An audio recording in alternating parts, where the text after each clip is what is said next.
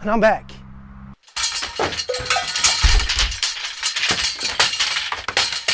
Today's episode is all about hammers.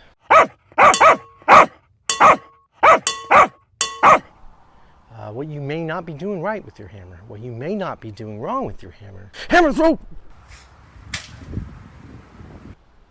And just all about hammering. So, there you have it. Let's all talk about hammers. Now, hammers have been used for so long. I mean, there's even an MC named after hammers. You have that song, Things That Make You Go, you know? Things That Make You Go, that song. MC Hammer had that, Things That Make You Go, it's like, good vibrations. It's all about probably the vibrations of hammering. Because building is good, so he's good vibrations. Hammer, MC Hammer. I want to take every car that runs through my shot and just push them off the road. Maybe hit them with a hammer. I hate traffic. So basically, come along with me. Now, first of all, you need to choose a hammer. And luckily I have some growing right here. Little known fact about the hammerhead shark actually has a claw on his butt. Take a walk with me. I was going to cover the ball peen hammer, but that sounds kind of dirty, and this is a clean channel. Let's choose your hammer. I've got a few here right in the back, growing right here. Just got to pick one. Ooh, let's pick the DeWalt one. I like that one. Good. All right, got my hammer right here. Let's go see what we can hammer. Little known fact about MC Hammer, the hammer is actually his least favorite tool.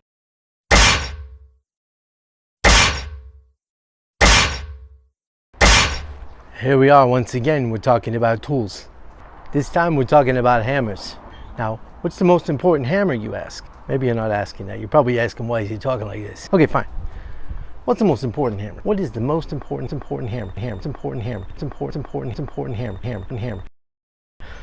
The most important hammer is the hammer that you'll use, if it's something you're comfortable with. Now, different hammers for different surfaces. And by the way, if you build something with a hammer, it doesn't mean it got hammered. Apparently, that's a different thing. You've got your big hammers. You got big hammers for big people. You got rubber hammers for rubber-loving people. You got smaller hammers for people that are more realistic with their power. You got even smaller hammers for people that like hammering tinily. Tinily is not a word. So, the most important thing is pick a hammer that lasts. This one's metal. It's got metal. Metal, it must be better because it's all metal except for the rubber. That's the rubber. If you're on the job site, don't say anything about rubbers. It's just rubber handles. But you know, hammer. Oh, ow! Don't cut yourself with the hammer. To recap, this is what they call a sledgehammer. I don't know where the word sledge comes from, but rubber mallet for hitting things without destroying them. It's rubber, it's soft. You know, you don't want to leave marks. This is more like a finishing hammer. It doesn't have waffles on it. See, look at this. Look at the tip, just the tip. Right there. It's smooth. For finishes. You know, let's say you want to hammer something in your trim in your house. You don't want to leave marks. The waffle is kind of like lines cut on it. I'm bleeding. Awesome. That's for when you're framing, when you're hitting a nail, and you want to get good traction. Yeah, like that. You don't want those traction achieving scored marks leaving marks on your trim. You want it nice and smooth, so the finishing hammer. There's an electrician's hammer too, where the claw is straight, so you can jab out holes in trusses. At least that's what I found. Used for.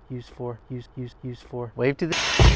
So to recap, sledgehammer for big people, mallet for rubber-loving people, finishing hammers, and of course you got the waffle on the framing hammer. The purpose of this video is here we are once again about